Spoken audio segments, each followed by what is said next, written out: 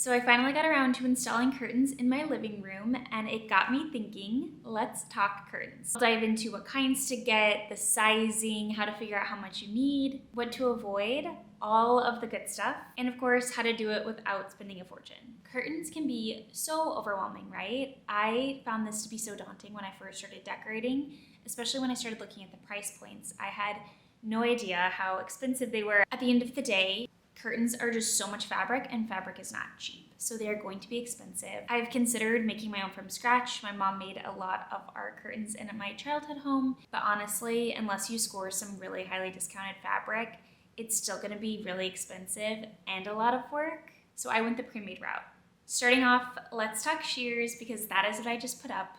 Shears are amazing for softening the light that comes in and softening the vibe of the entire room. They also add privacy if you are like me and live in a high-rise and have neighboring buildings nearby, or even in a home. And they just bring this very light and airy vibe to any room. It's just super dreamy. Now let's talk curtain headers. This is where things can go very right or very wrong. Starting with track or ripple fold or a wave header. These ones obviously slide along a track and create a continuous wave-like fold. They are beautiful, but of course, there's a whole installation process for a track, so it's not necessarily a renter-friendly option, nor is it the cheapest option. But if you have the means and you live in a home, I love this option for you. Second are grommet, those ring tops. I will be honest, I'm very wary of these. They remind me of shower curtains, and I don't really like them.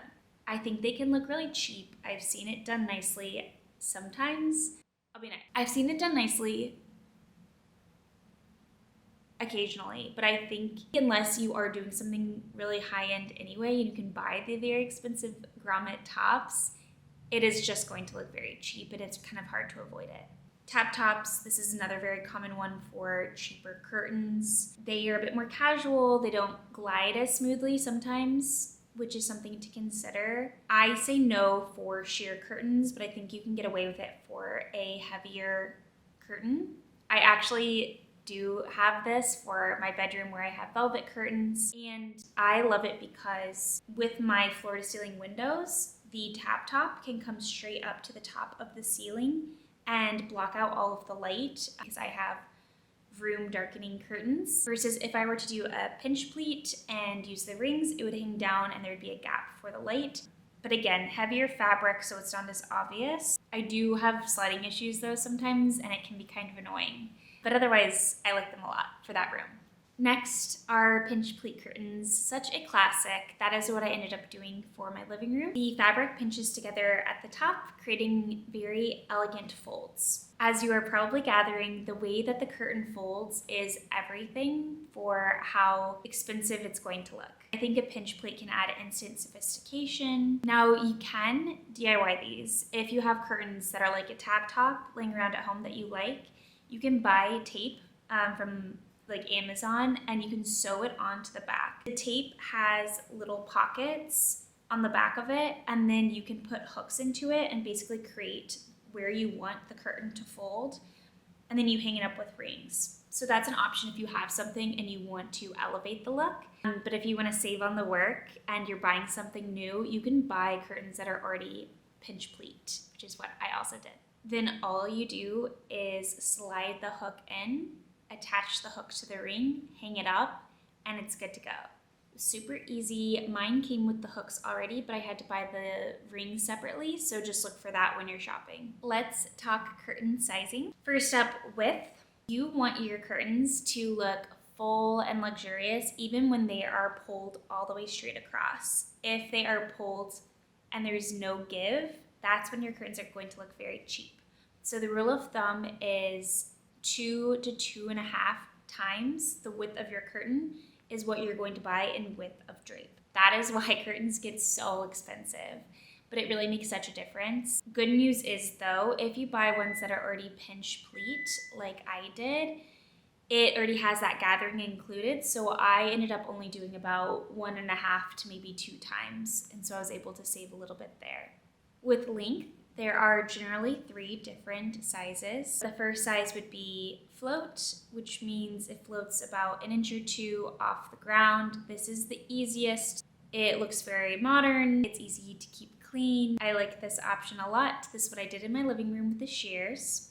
Just remember when you're measuring, start measuring from where the top of the rod will hang, and then if you need to account for any rings, if you're doing a pinch pleat, that will drop the curtain down even lower, and that will give you your length of curtains. The second length option is called kiss. It means it just kisses the floor. My bedroom curtains are kiss length. It was kind of by accident, but it is very pretty with the velvet. Lastly is puddle. This is where 2 to 4 inches of fabric puddles onto the ground. It can look very luxurious, especially with a heavy fabric, but I think it can be harder to pull off smaller windows. It can definitely look messy if it's not perfectly done. It's also hard to keep it clean, so I tend to avoid unless I was decorating something that was very, very luxe and called for the drama of puddling. Where to buy? IKEA has some really great options. They are some of the best quality for the price. They unfortunately didn't have the length that I needed in shears because I have very high ceilings, so I turned to Amazon. Amazon is a mixed bag. They have some very cheap ones, some that are super expensive still. I'll link the ones that I got below. I think they look really nice for what they cost. Oh, and I got my velvet curtains from Half Price Drapes. They are pretty cost effective. They're not gonna be quite as cheap as what you can get on with some of the Amazon options. It was very nice quality. I highly recommend those too, especially if you're looking for like a very specific velvet or something like that. Lastly, color with shears. Color is tricky. I actually first bought a pair of sheer, very natural colored linen drapes from Amazon, and I wanted to warm up this room. It's very cool toned and I wanted to bring in the warmth, and it looked so bad. I returned them immediately and I got these instead, which are pretty pure white. I think they might be called off-white, but again, they'll be down below. It just fit so much better. I have very cool tones outside. It is cool toned in here, but I'm just embracing it and letting the curtains work with not only the environment inside, but also the environment outside. So I hope that helps when you're thinking about color tones. And that is it, guys. Hopefully that made things feel a little bit less overwhelming when you're trying to pick out curtains or drapes. If you end up trying out any of these tips, let me know. I would love to hear about it in the comments. Of course, if this was helpful, please like and subscribe. I'm new to YouTube, so thank you for watching, and I'll catch you in the next one.